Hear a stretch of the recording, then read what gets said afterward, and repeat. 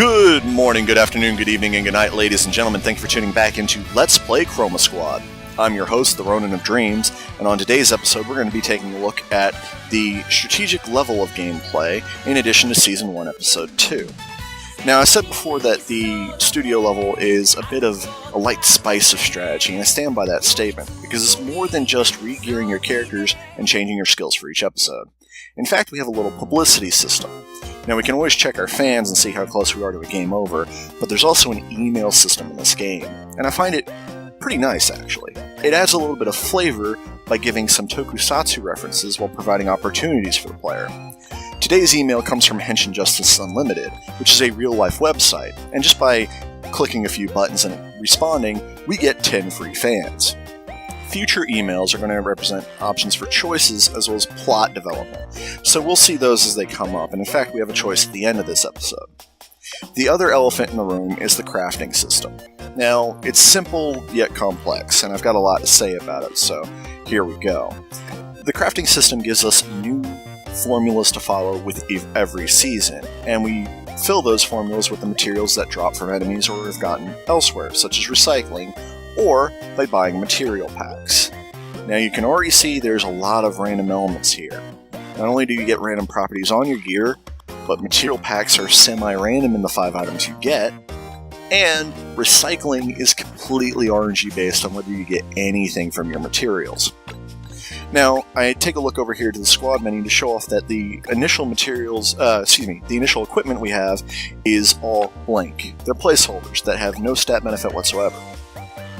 And I've decided that for this playthrough, I'm going to be crafting boots and buying gloves. Kind of like the plus attack that come from the Tier 1 gloves in the shop.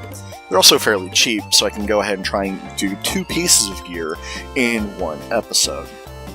The random properties are judged by a crafting rate number, and I'll talk about that and I will talk more about that in a second. But we also have an item drop rate modifier.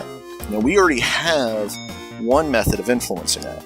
Mr. Beaver, aka Shiny, has item drop rate modifier as part of his actor bonus, and will later get an upgrade in the studio to do the same thing.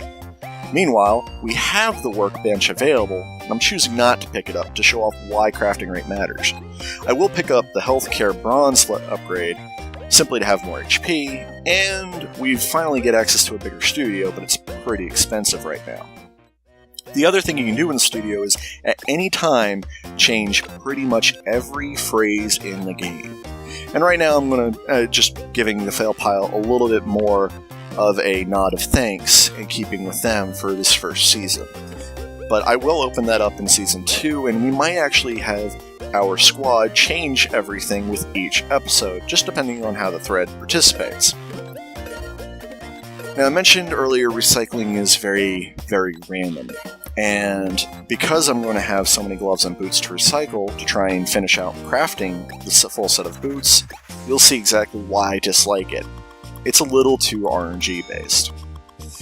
However, it's a way of using old gear when otherwise you have no means of reusing old gear, so I guess it's worthwhile to at least get something rather than nothing sometimes.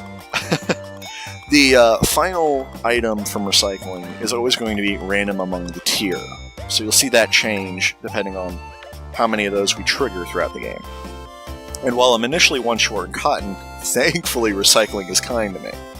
But I did mention crafting rate has something to do with the random properties, and we're about to see why.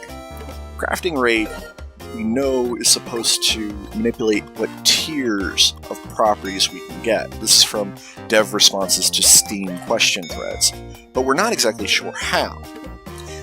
I'm demonstrating right here that the tiering is present. We have a 3% critical when the other boots we crafted were 5% critical, so there is some level of tiering involved. But there's a lot of unknowns about it, and a lot of random nature to the properties that we can get. You can get properties that do not appear in the store on gear more than maybe once, period, throughout an entire playthrough. But you could roll that theoretically on any piece of gear. Team attack percentage tends to be one of those as a good example. But we're going to go ahead and get into Episode 2. Now, you notice Hulk's story is one of 3. We could technically jump around if we wanted to, but I prefer to play it straight for the purposes of the LP. Meanwhile, our plot for this episode is, well, paying homage to other Sentai shows in-universe. And there's some discussion of how they want to go about that. We also find out that Wangtron has family. Lots of family. Now, his sister wants to be kidnapped because, hey, they've always dreamed on being TV in that role.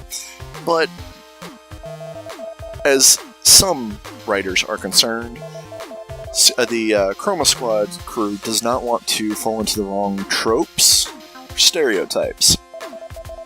It's a little bit amusing that they're being that transparent about it in this episode, but at the same time, it's a real-life concern for some writers in some series. The low-budget nature makes them particularly vulnerable to this, so it's sensical, it's flavorful, and I kinda like it. What is more amusing right now, though, is apparently Wangtron's sister has to be at least part biological because, well, they're married and his brother-in-law is going to fill in instead. I leave the imagination of the Wangtron family tree to you. This episode also happens to be very, very short. We only have the one scene, as you might have been able to predict by the director's instructions. And you can see how some of the phrases we've picked in the studio option are starting to come up in discussion. Now, we don't get them all because there is a gimmick to this episode, and it's part of the reason why it's so short. They're about to reveal that after talking about team acrobatics. Oh, Mr. Beaver. Oh, what did you do, Shiny? Yep, still at the laundry. No transformations. So basically what we are is we're still in tutorial land. Now, the episode does bring something to us in the form of a new enemy type. And really, the new enemy type is not exactly a big roadblock, but it is representative of your tank among normal grunts. They are still melee only, and they do have a special trick up their sleeves in that they can stun player characters, which is really annoying when it happens, but unfortunately, they don't use that special skill in this episode. Really, this is going to be a beatdown, which is why I'm going to talk a bit more about crafting and the shop and how they balance. But Shell Shield, I mean, they do hurt, and they do have a defensive value that I'll talk more about in stats later. Probably next episode, in fact. But as we fly around and easily fill our audience bar by doing the director's instructions and the bare minimum of teamwork, I want to talk a bit more about the shop versus crafting.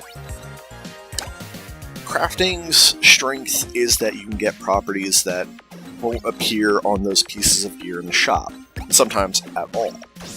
Its weakness is how random it is, and really, even with having Mr. Beaver, the actor, as part of your cast, it's very unlikely that you'll get enough drops throughout the game to craft without spending a lot of your cash in materials packs.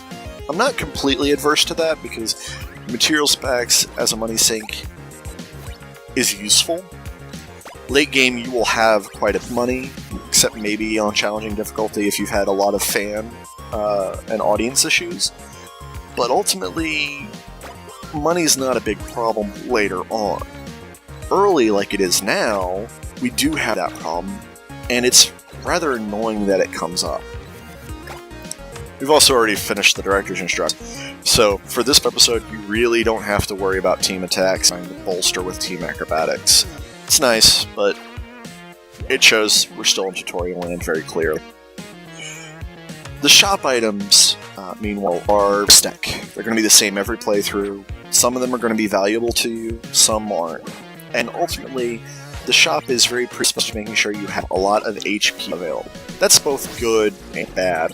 I'm not too worried about it on a whole because it makes it so that gear is something you can complete the game in without touching crafting at all, aside from your mecha.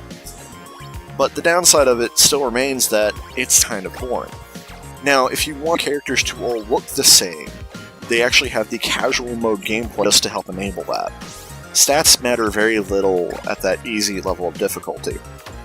so you're able to make your team look exactly the way you want them to. It's a nice touch, but for any real gameplay, you're going to wind up having your team be slightly mismatched in their visual representation when they transform. That said, this episode's ending rather quickly. We're going to set up a 4-man team attack because our assault, Mr. Fahrenheit, -1 move, being a little bit of a problem.